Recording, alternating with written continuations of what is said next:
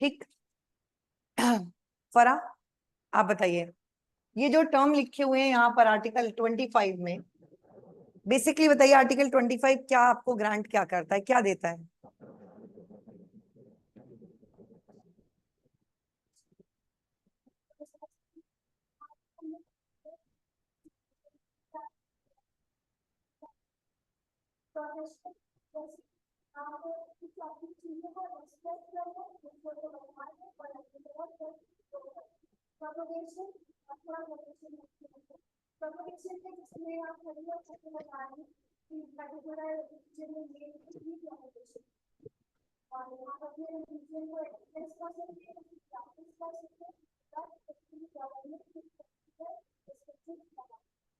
Very good, बहुत अच्छा। चलिए एक समरी दे देती हूँ, बस एक सेकंड में। ये विंडो ओपन कर लोगे बेटा? एक समरी कुछ सेकंड में देती हूँ। आर्टिकल 25 क्या कहता है? हर एक पर्सन को, आइदर द सिटीजन और नॉन सिटीजन, आपको फंडामेंटल राइट देता है।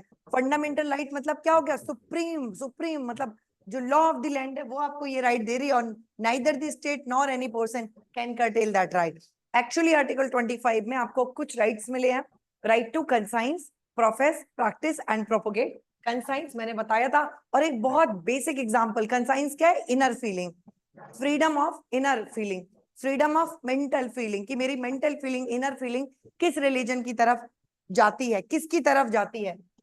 प्रोफेशन, ठीक है, प्रोफेशन में क्या था कि मैं उस इनर फीलिंग को एक्सप्रेस भी कर सकती हूँ।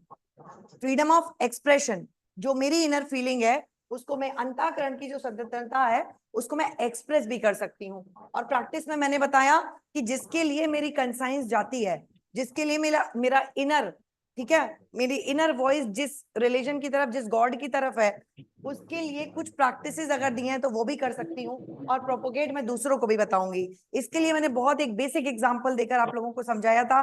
किसका? मैंने उनका एग्जांपल इसलिए दिया, फिर एक सेकंड में बता रही हूँ किसका, प्रेमानंद महाराज जी का। प्रेमानंद महाराज जी का एग्जांपल इसलिए दिया क्योंकि मुझे ऐसा लगता है कि मैक्सिमम लोग उनको सुनते हैं। देखिए वो पहले कौन थे? वो शिव भक्त थे, लेकिन उनका इनर कंसाइंस गया टुवर्ड्स राधा रानी जी, और उन्होंने अपनी जो रिलीजन की, धर्म तो वही था, लेकिन उनका इनर कंसाइंस शिव से ट्रांसफर होके किधर चला गया? राधा रानी की तरफ चला गया। अब ये राइट देता है भारत का संविधान कि आप किसी को भी मान सकते हैं जिसकी आपके अंतःकरण से आवाज जिस प्रभु के लिए आपकी आए। तो उन्होंने शिव से कहाँ हो गए? राधा रानी में। ऐसे ही कोई व्यक्ति हिंदू से मुस्लिम में, किसी और में भी जा सकता है। अब मैंने बताया कि जब आपकी कंसाइंस है तो वो शिव से राधा रानी की तरफ आ गए। इसके बाद वो फील करते थे राधा रानी के प्रति, उसको वो प्रोफेस करने लगे, एक्सप्रेस करने लगे, और उन्होंने पढ़ा, समझा, जाना कि राधा नाम ही सब कुछ है, और वो एकांत में बैठकर जप करने लगे और राधा राधा राधा करने लगे। ये क्या कर रहे हैं? जो उनकी इनर फीलिंग है एक्चुअली उसको वो एक्सप्रेस कर रहे हैं। यही प्रोफेस होता है, जो आप सोचते हैं उसको एक्सप्रेस करना।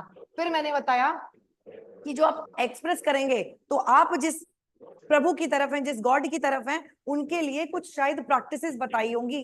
तो राधा नाम जपने के लिए क्या होना चाहिए भाई? गले में कंठी होनी चाहिए, राधा नाम, ठीक है। उनके गले में देखिए राधा रहता है ना, और कंठी रहती है। ऐसे ही यदि आप मुस्लिम धर्म के हैं तो आप क्या करेंगे? प्रैक्टिस में 5 वक्त की नमाज अदा करेंगे।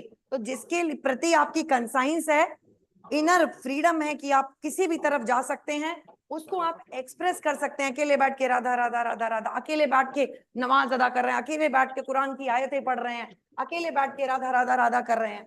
और उसके लिए हम कुछ प्रैक्टिसेस करेंगे, कंठी पहनेंगे, शिव भक्त हैं तो रुद्राक्ष पहनेंगे, ये सब प्रैक्टिसेस हम परफॉर्म करेंगे, रुद्राभिषेक करेंगे, तमाम प्रैक्टिसेस आप जिसकी आपकी फीलिंग। तो राधा नाम भी जपेंगे, गले में कंठी भी धारण करेंगे तुलसी की, और राधा नाम की सेवा भी करेंगे। इसके बाद प्रोपोगेट, क्योंकि मेरी फीलिंग उनकी तरफ है, ठीक है, तो मैं क्या करूंगा? मैं उपदेश दूंगा बैठकर, और सबको बैठकर बताऊंगा कि राधा नाम ही सर्वोपरि है। सब बोलिए राधा राधा राधा राधा राधा। ये है प्रोपोगेशन। समझ आया आपको?